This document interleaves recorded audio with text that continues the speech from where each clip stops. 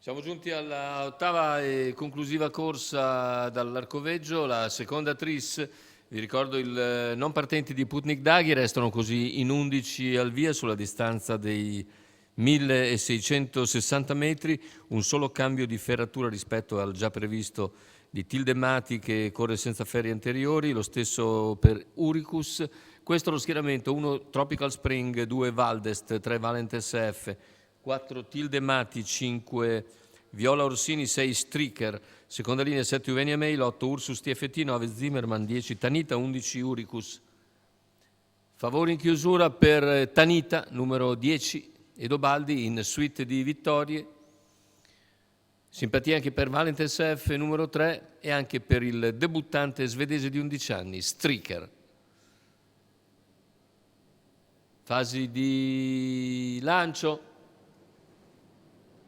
E c'è stata la rottura di Uricus, mentre per il comando è Stricker che cerca di avvantaggiarsi, deve subire però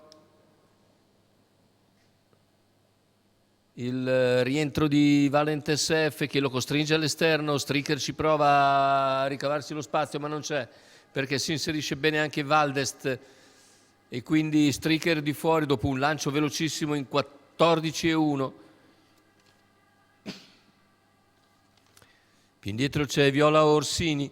Intanto il quarto iniziale in 28,9 con Valentes F che guida a buona andatura. Ora cercherà di rallentare sulla piegata, seconda posizione per Valdest. In terza c'è Viola Orsini, all'esterno Stricker con in terza ruota la puntata di Zimmerman. Intanto 44,7 il passaggio ai 600. Anche Tanita per corsie esterne, ma è ancora molto distante dalla testa, è praticamente in terza pariglia esterna. Se ne vanno gli 800 in 59,6 con Valentes F che può condurre a piacere per il momento. Valdes in scia, terza posizione in corda per Viola Orsini, mentre cala Stricker e poi viene anche rallentato. Intanto il chilometro se ne va in 1,14,8 con Valentes F, per il momento padrone della situazione. Valdes a contatto, poi in agguato anche Viola Orsini che accenna a spostare a 450 dal palo, poi torna sotto perché allunga il leader. 14,8 la frazione, sposta invece Uvenia Mail che si fa luce dalla posizione di centrogruppo e si trascina Tanita. Completamento della curva finale, in vantaggio Valentes F. Avanza in terza ruota Viola Orsini, poi Tanita in quarta.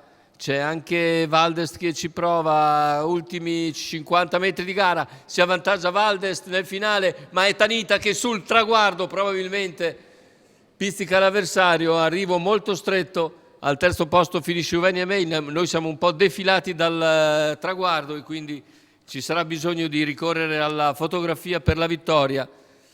Tanita chiude fortissimo a centropista. Andiamo a rivedere ora il rallenti con Valentes F in vantaggio, ma ai 50 finali la benzina finisce ed è Valdest che si avvantaggia con Enrico Montagna. A centropista lo scatto di Tanita che guadagna terreno e sul traguardo dovrebbe aver pizzicato Valdest, mentre al terzo finisce Uvenia Mail. Quindi tutto ufficioso naturalmente fin qui.